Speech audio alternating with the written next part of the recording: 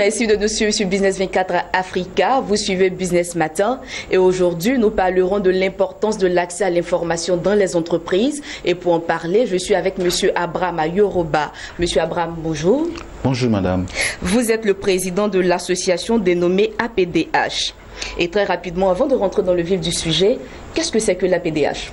Très bien. L'APDH, c'est l'Action pour la protection des droits de l'homme. Et je voudrais dire que c'est une organisation non gouvernementale de droits ivoiriens qui a été créée depuis 2003.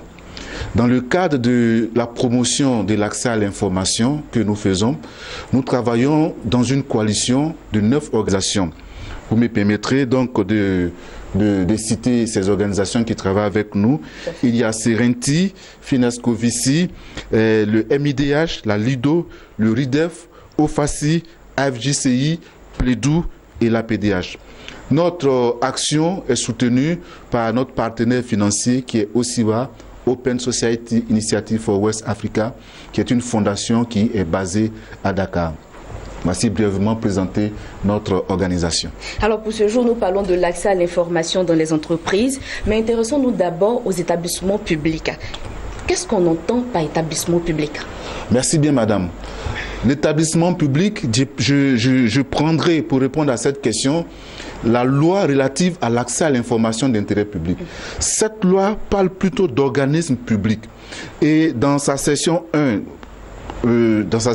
consacrée aux définitions, cette loi définit un organisme public comme l'État et ses démembrements, les autorités judiciaires dans la mesure où elles accompagnent ou elles accomplissent des fonctions administratives selon la législation en vigueur, les personnes morales et de droit privé qui fournissent des services publics ou qui remplissent une mission de service ou d'intérêt public en vertu d'une concession, délégation ou autorisation de la part de l'État.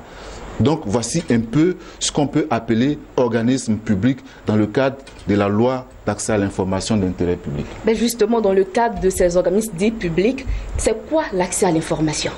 Très bien. Dans le cas des organismes publics, l'accès à l'information d'intérêt public, c'est la possibilité donnée à tout citoyen d'accéder à une information, c'est-à-dire d'avoir une information, d'être informé sur les actions qui sont menées pour leur bien, pour leur épanouissement. Donc, c'est la possibilité pour tout citoyen d'avoir accès ou d'accéder à ces informations. Alors, quel type d'informations a-t-on obligation de mettre à la disposition du public? Très bien. Alors, la loi sur l'accès à l'information donne une liste d'informations que les organismes ont obligation de mettre à la disposition. Donc, les informations qui sont communicables, ce sont les dossiers, les rapports, les études, les documents d'orientation ou de politique publique, les comptes rendus, les procès-verbaux, les statistiques, les directives, les instructions, les circulaires, notes de service, avis, prévisions, etc. En fait, tout ce que l'organisation ou tout ce que l'administration produit qui peut être utile pour l'épanouissement du citoyen. Alors parlons à présent des entreprises privées. Selon vous, les entreprises privées ont l'obligation de mettre à la disposition des employés un certain nombre d'informations. Oui. Quel genre d'informations les entreprises doivent-elles mettre à la disposition de ces employés? Très bien, cela ne change pas. Alors, ce que l'administration publique a obligation de mettre à la disposition des personnes ou des citoyens, les entreprises privées ont également obligation de mettre ces informations à la disposition et de leurs employés et des personnes qui participent du bien-être de leurs activités. Cela veut dire quoi? Qu'il y a des informations dont les employés, dont les personnes ont besoin pour leur épanouissement. Il y a des informations, par exemple, qui sont relatives aux critères d'évolution.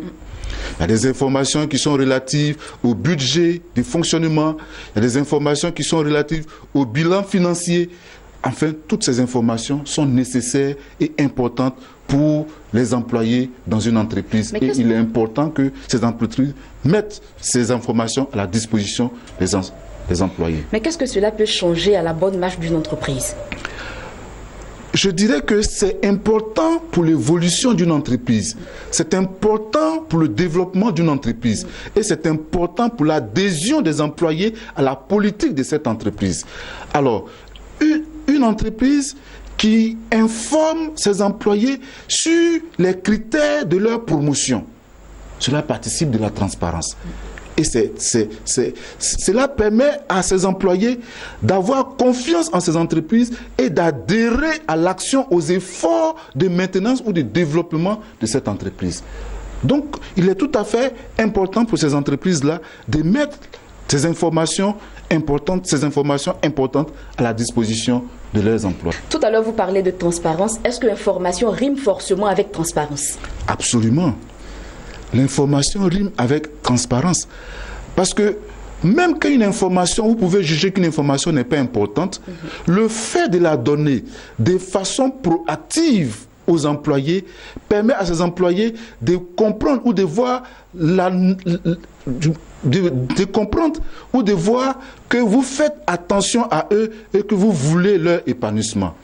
Donc, l'information rime absolument avec transparence. De sorte que, quand vous donnez des fausses informations, on n'appelle plus cela information, on appelle cela désinformation, et ça, ce n'est pas la transparence. Un responsable d'entreprise peut décider de donner le budget de son entreprise, mais pas forcément les vrais chiffres. Vous comprenez? Et moi, employé dans mes recherches, je trouve que ce que le patron a dit n'est pas forcément ce que j'ai découvert. Est-ce que cela ne peut pas créer des incidences au sein de l'entreprise? Justement, c'est pourquoi je pense que quand un employé décide de donner l'information, il faut donner la bonne et la vraie information. Parce que quand un employeur décide de donner les chiffres de son entreprise, il le fait, mais il sait que les employés peuvent avoir ces chiffres-là parce que ces chiffres sont communiqués aux impôts, au fisc. Donc, il est bien de donner les vraies informations, quitte à expliquer à ces employés-là la politique générale de l'entreprise, quitte à expliquer à ces employés les perspectives de l'entreprise, afin de les emmener à adhérer à cette politique et à faire les efforts et les sacrifices qui sont importants pour le développement ou pour la survie de cette entreprise. Donc, je pense que quand vous voulez communiquer, il faut donner les vraies informations. C'est cela qui participe de la transparence de l'entreprise. Alors, même en donnant les vraies informations, moi je pense quelque part que l'employé peut toujours revendiquer. Oui, mais écoutez, quand un employé entre dans une entreprise, il entre dans cette entreprise sur la base d'un contrat. Et l'entreprise a défini certaines règles, les règles d'évolution, les règles de promotion. Il faut que l'employé les connaisse. Et en sachant ces règles, l'employé pourra revendiquer en fonction. En dehors de ces règles, l'employé ne fera que revendiquer sur la base des rumeurs. Or, tout ce qui fait faire sur la base des rumeurs est dangereux pour l'employé et dangereux pour l'entreprise. Je pense qu'il est important et il est avantageux pour les entreprises de communiquer au jour le jour avec leurs employés. Alors, nous sommes au thème de notre entretien. Quel message voulez-vous que l'on retienne sur la nécessité de divulguer l'information? Très bien. Nous voulons que les employeurs fassent en sorte que les employés aient accès à l'information, d'abord dans l'intérêt de l'entreprise et dans l'intérêt aussi des employés pour leur épanouissement. Voyez-vous, lorsqu'une entreprise est créée, elle n'est plus le bien privé de l'initiateur de cette entreprise. Dès lors qu'elle emploie des personnes, alors elle devient un bien presque public, pas un bien public dans le sens où elle appartient à l'État, mais elle devient un bien commun. Et les employés qui y travaillent pour vivre, mais travaillent aussi pour que l'entreprise vive. Du moins, ils ont intérêt à travailler pour que l'entreprise vive.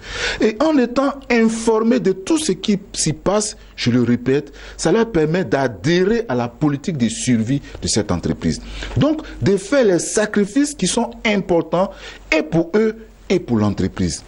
Cela est extrêmement important.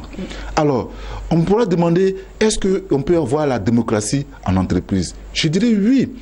Parce que ceux qui travaillent, ils travaillent afin que l'entreprise puisse survivre, afin que l'entreprise aille de l'avant. Et une fois que la confiance s'instaure entre l'employeur et l'employé, alors l'entreprise a beaucoup à y gagner. Voyez-vous, par exemple, dans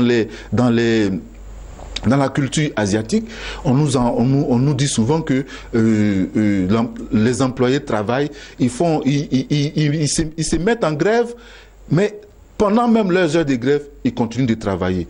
Mais cela, c'est parce qu'ils ont compris qu'il faut que l'entreprise vive pour qu'eux aussi, ils puissent vivre. Et tout ça, cela s'est fait parce qu'ils ont accès à des informations qui sont importantes. Donc, il est important pour les entreprises, pour le développement de leur entreprise, qu'ils puissent donner l'information nécessaire aux employés qui contribuent à ce développement-là. Nous pensons que c'est extrêmement important. Alors, M. Abraham, merci d'être venu sur notre plateau. C'est nous qui vous remercions. Avec vous, nous parlions de l'importance de l'accès à l'information dans les entreprises. Oui. Et merci à vous, chers téléspectateurs, de nous avoir suivis. Je vous retrouve le mercredi prochain pour un nouveau numéro sur Business 24 Africa.